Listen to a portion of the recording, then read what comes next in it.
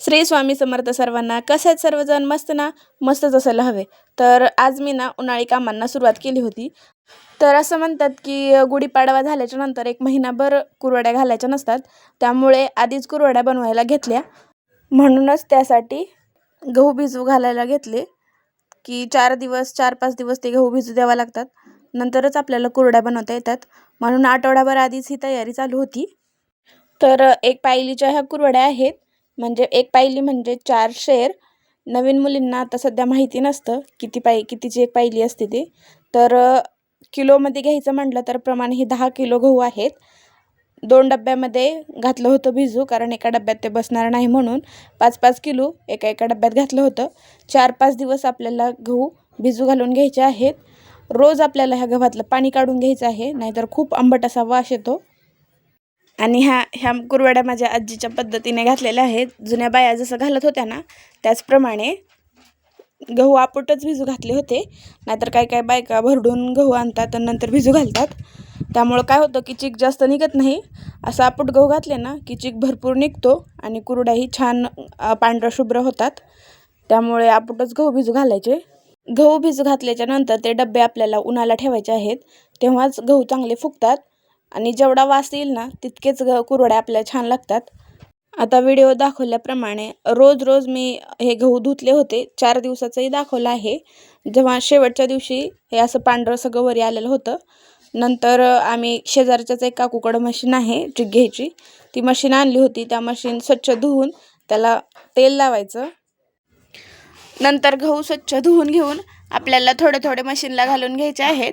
आणि गहू घालायच्या आधी आपल्याला मीठ घालून घ्यायचं आहे, कारण ते खाली चिटकू नये म्हणून. मशीनला आणि प्लेटला पण मीठ लावून घ्यायचं आहे. आणि नंतर सगळं गहू आपल्याला असं भरडून घ्यायचे आहेत.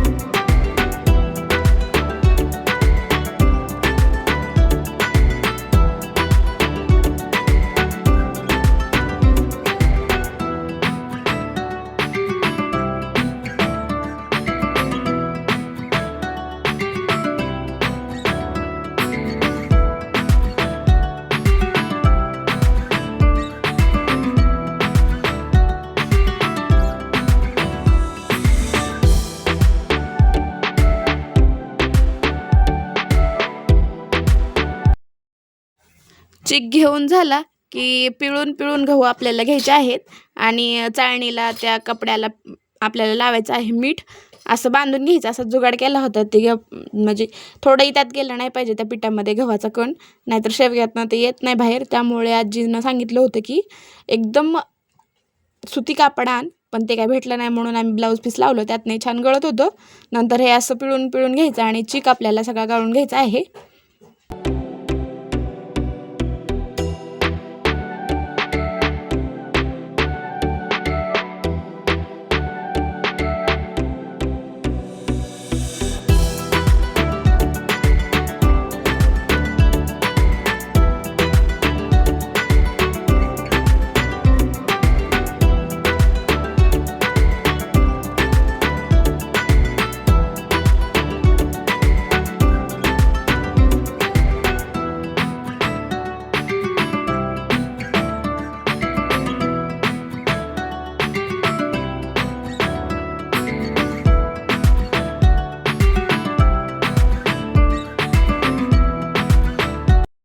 नंतर जो चीक निघालेला होता ना, तो तसाच आपल्याला 1 दिवस ठेवून द्यायचा आहे.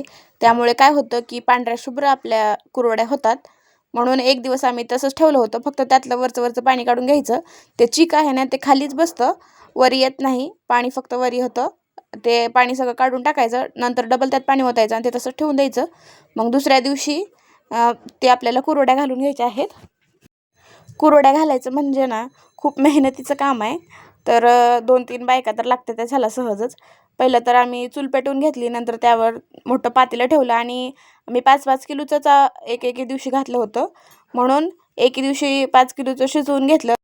तर कसं बनवलं ना चला सांगते. पहिलं तर चूल पेटवून घेतली, त्यावर मोठं पातेलं ठेवून एक पळीभर तेल घालायचं आणि नंतर अर्धी घागर पाणी घालायचं.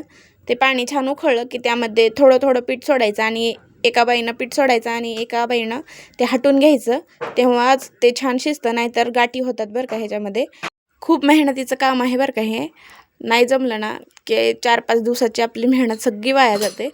नंतर आम्ही एका शेजारच्या काकूला बोलवून घेतलं होतं हटून देण्यासाठी. त्या काकूनी पीठ खूप छान असं करून दिलं होतं.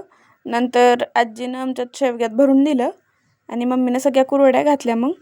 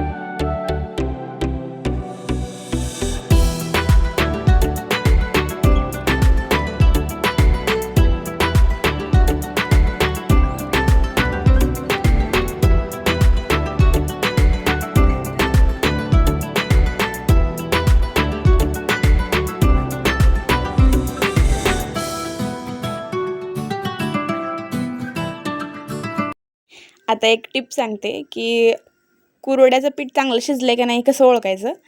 कुरवड्या घालून झाल्या ना की 5 मिनिटांनी एक कुरवडी उचलून बघायची. ते खाली कपड्याला जर चिटकली नाही ना तर कुरवडीचं पीठ आपलं छान शिजलेलं आहे असं समजून जायचं. नंतर कुरवड्यासाठी आम्ही कलरही लावला होता त्यावरती, खूप छान दिसतं. तळल्यावरही खूप छान दिसतात कुरवड्या, म्हणून लाल, पिवळा आणि हिरवा कलर होता, तो छान टिपके देऊन घेतले.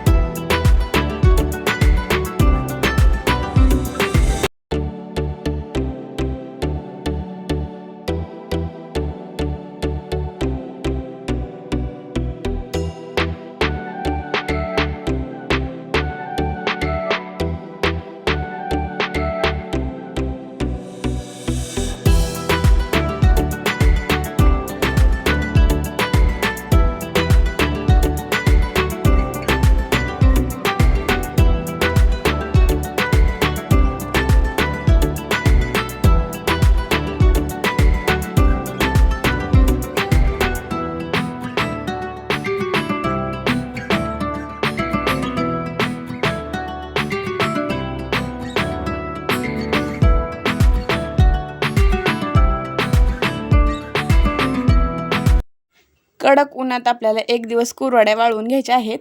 अशा काहीशा झालत्या कुरवड्या आमच्या, खूप छान झालत्या, एक तारही तुटत नव्हती. नंतर तळून घेतल्या. कशा झाल्या ना दाखवते तुम्हाला. कडक तेल करून त्यामध्ये कुरवडी सोडून द्यायची. बघा कशी टम्म फुगली ना कुरवडी. खूप छान आणि खुसखुशीत कुरवड्या झाल्या होत्या. ह्याच पद्धतीने तुम्ही करून बघा, खूप छान होतात कुरवड्या.